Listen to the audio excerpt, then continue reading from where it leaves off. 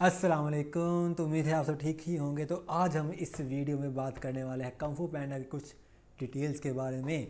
तो शुरू करते हैं बगैर कोई टाइम वेस्ट किए। लेकिन उससे पहले अगर आपने मेरे चैनल को सब्सक्राइब नहीं किया, लाइक नहीं किया तो कर दो यार।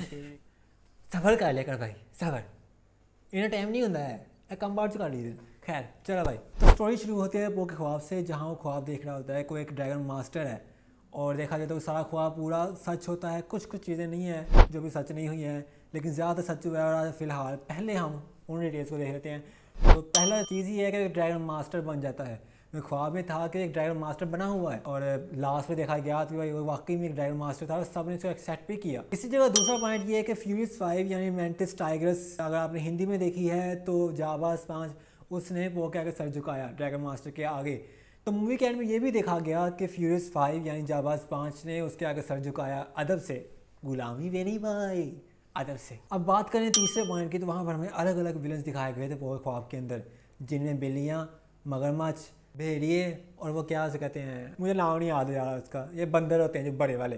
तो उसके अलावा much much much much buffalo buffalo, ठीक है, सांड, यार पता नहीं मुझे वो कौन सी किस्म थी उसके, लेकिन वो आते हैं। तो अब देखा जाए तो उनमें से 3 मेरे ख्याल से विलन्स कंप्लीट हो गए हैं। एक भेड़िए सेकंड पार्ट में आए थे, वो ख़त्म हो गए, ठीक है। बिल्लियाँ भी नहीं आई। अब वो जो मज, सांड, बफलो जो भी थी वो एक आ गई, तो वो भी एक साइड पे हो गई, वो पार्ट 3 में आया। क्या मतलब पार्ट 4 में कोई बिल्ली नज़र आए या फिर कोई मगरमच्छ। जैसे पार्ट 2 में मगरमच्छ हमें उसका दोस्त दिखाया गया था, बफलो भी यार इंटरेस्टिंग। तो उसके बाद चौथा पॉइंट देखा जाए तो उसमें उसने अपने पाँव के इस्तेमाल से T T T T T T करके कुछ विलन्स को मारा था, काफ़ी ना लास्ट पे था। देखा जाए तो दूसरे ख्वाब में उसने यही इस्तेमाल किया था अपने पाँव के साथ, और मैं काफ़ी हैरान हुआ था यार, इसका ख्वाब सच्चा हो गया। यानी कि ये भी उसके ख्वाब का हिस्सा पूरा हो गया। उसके पाँव का खूंखार पाँव का आता, उसने मैं भी हिंदी में देखा था भाई, चलता है। खैर अब आके आते हैं 5वें पॉइंट में, जो लास्ट पॉइंट है ख्वाब के बारे में। वो ये है कि उसकी तलवार, ख्वाब के लास्ट पार्ट में वो एक तलवार यूज़ करता है, जिससे तलवार को ऐसे फैलाता है और दूर तक सबकी भाले टूट जाते हैं दूर तक सबके भाले टूट जाते हैं। तो ये ख्वाब हमें जब वो योद्धाओं के कमरे में गया था तो वहाँ पर उसने तलवार देखी थी, यानी कि ये तलवार उसकी थी, क्योंकि वो एक ड्रैगन वॉरियर सिलेक्ट हो चुका था। ओगन ने उसे ड्रैगन वॉरियर कह दिया था, यानी कि वो तलवार अब उसकी थी। एक तरह सच हो भी गया और नहीं भी हुआ, क्योंकि उसने भी चलाई नहीं थी, लेकिन उसे देखा ज़रूर था और वो उसकी थी, यानी कि कुछ हद तक हो गया पूरा।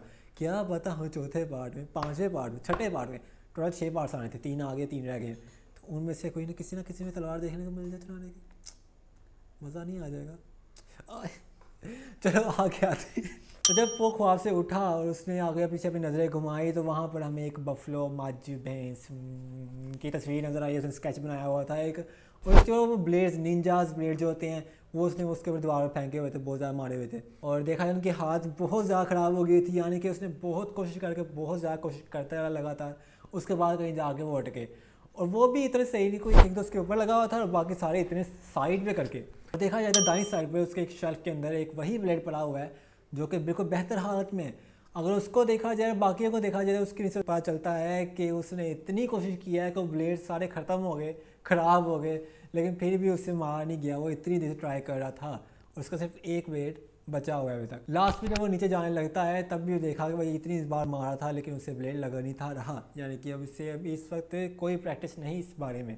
अब देखा जाए दूसरे पॉइंट में, तो हमें उसके पास बहुत ज़्यादा बॉल दिखते हैं, प्यालियाँ दिखती हैं, जिनके चॉपस्टिक्स भी पड़ी हुई हैं, यानी कि अभी उन्होंने कुछ देर पहले इतनी ज़्यादा प्यालियों के नूडल्स खाए थे। यानी कि इससे हमें पता चलता है कि भाई वो कितनी कैपेसिटी है उसके खाने की, वो कितना ज़्यादा खा सकता है। यही बात की जाए तीसरे पॉइंट की, तो थोड़ा सा फ़नी है, क्योंकि जब वो नज़रें घुमा रहा होता है उठने के बाद हमें वहाँ वाइपर की एक फ़नी सी फ़ोटो मिलती है, जिसमें उसने अम्ब्रेला पकड़ा हुआ है। और हमने आगे जाकर ये भी देखा था कि 2 लड़कियाँ थी फ्यूरियस 5 में, एक टाइगर्स और एक वाइपर, और इसमें ज़्यादातर वाइपर ही थी जिसमें थोड़ी लड़कियों वाली अदाएँ थी टाइगर्स तो बहुत ही चले अब हम आते हैं अपने अगले पॉइंट पे। तो वहाँ पर हम जब वो सीने से गिरता हुआ उसे देखते हैं, तो वहाँ पर उसके डैड का शैडो नज़र आता है। तो हमें क्लियरली नज़र आ रहा है वो एक पैंडा का शैडो है, लेकिन बाद में पता चलता है कि वो बहुत ज़्यादा टुकड़ियाँ हैं, उसके ऊपर थैले पड़े हुए हैं और पीछे से निकलती है एक बतख। तो यकीनन जिन्होंने पहली बारी मूवी देखी होगी वो थोड़ा हैरान हुए होंगे कि एक पैंडा का बाप बतख,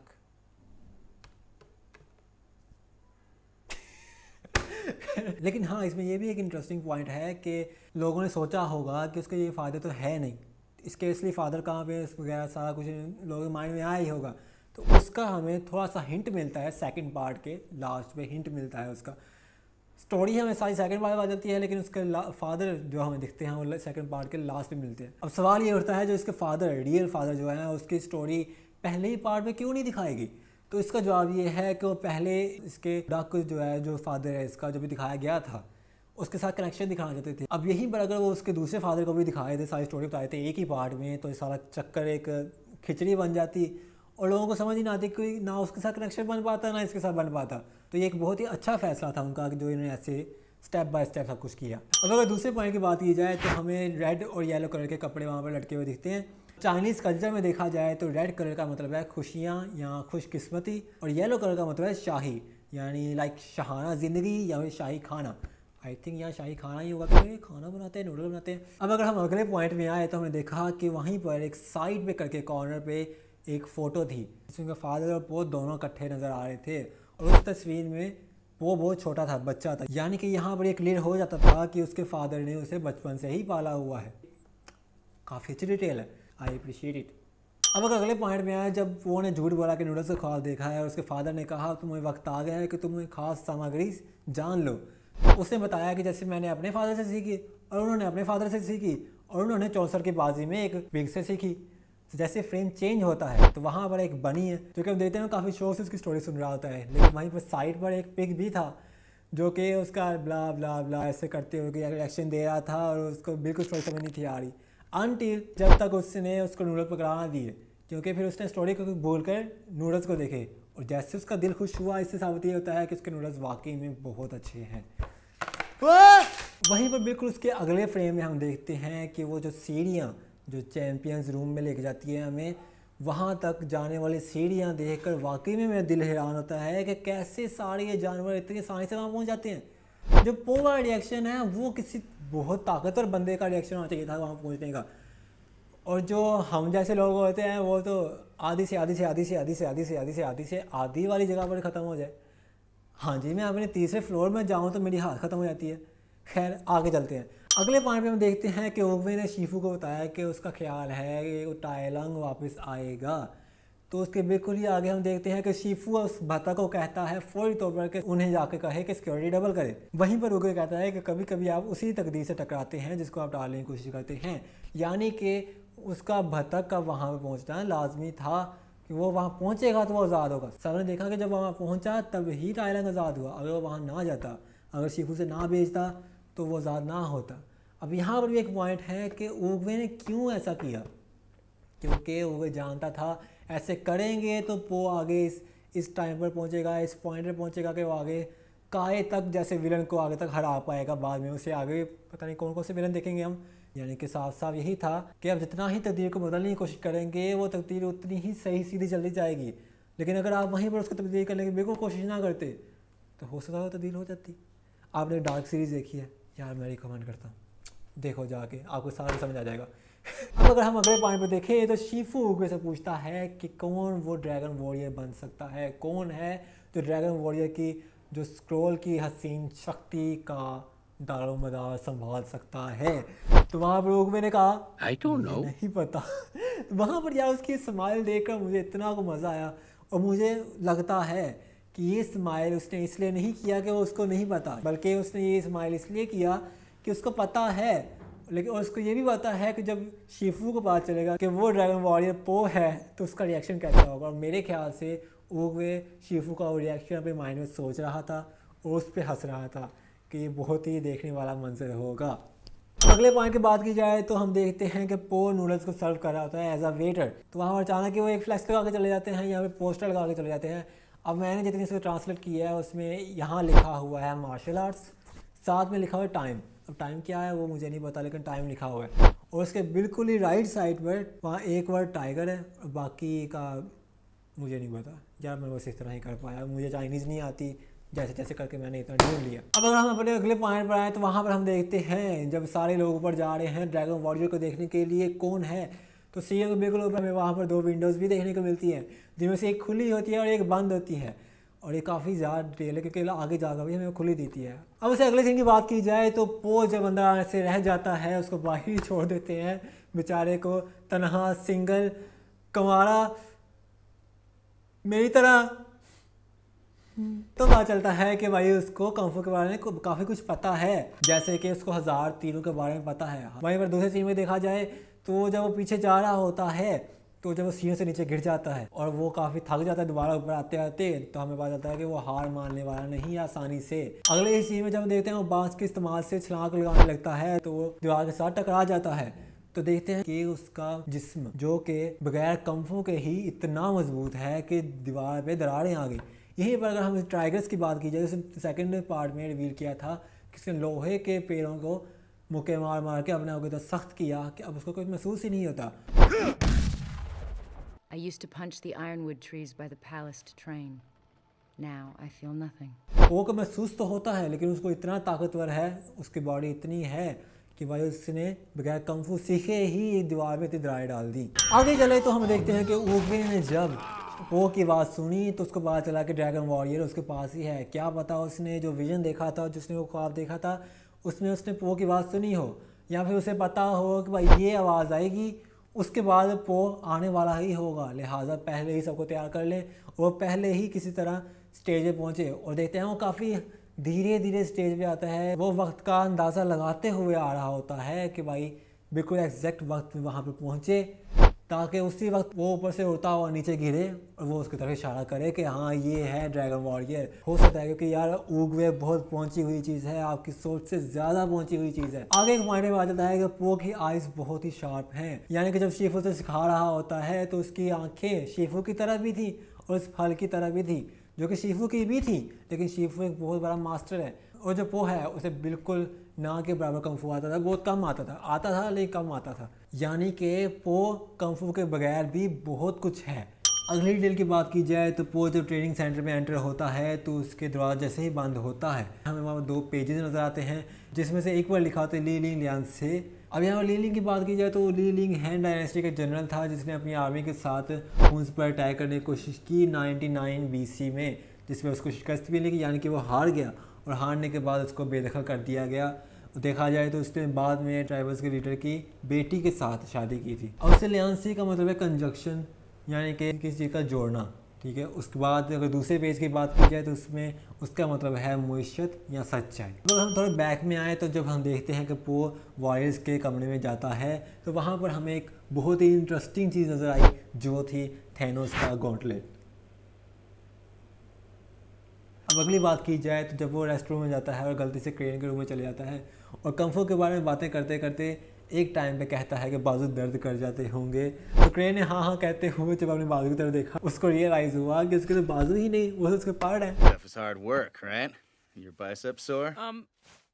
अब यहीं पर आते हैं हम अपने टाइलंग पर। तो जब वो फ्री हो जाता है और उसके बाद वहाँ का जो लीडर था उसने जब पत्थर की बारिश एक तरह से बरसाई तो हकीकत में वहाँ पर हमें उसकी ताकत देखने को मिलती है टाइलंग की।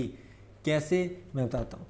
जब पत्थर नीचे आ रहे थे, अब जो चीज़ जितनी ज़्यादा भारी होगी उसकी रफ्तार उतनी ज़्यादा तेज़ होगी नीचे गिरने की, ठीक है। अब वो पत्थर किस कदर भारी होंगे क्योंकि वो बहुत बड़े थे, यानी कि इतनी रफ्तार से नीचे आते हुए भी टाइलंग इतने नीचे जाने के बाद भी वो इस कदर स्पीड से ऊपर की तरफ गया कि वो सारे पत्थरों को चढ़ते हुए वो सबसे ऊपर वाले पत्थर पर पहुंच गया जहाँ बॉम्ब भी एक ब्लास्ट होने वाला पड़ा हुआ था। अब अगर दोबारा रेस्ट रूम में वापस आ जाएँ तो हम देखते हैं कि मैंटिस पो के पीछे पिंस लगा रहा है, मुझे नहीं पता उसको क्या कहते हैं, लेकिन वो उसको बिल्कुल भी नहीं था पता कि एक पांडा की बॉडी कैसी होती है, वो रैंडमली लगा रहा था। और हम इसका प्रूफ ये देख सकते हैं कि जब उसको तस्वीर वाइपर ने दिखाई तो वहाँ देख सकते हैं कि अंदर टाइगर्स की शेप बनी हुई है, यानी टाइगर्स ने करवाया होगा, लेकिन पो को पहले कभी नहीं किया, लिहाजा उसने वहाँ पर रीस्केच किया, पो का एक पूरी बॉडी बनाई।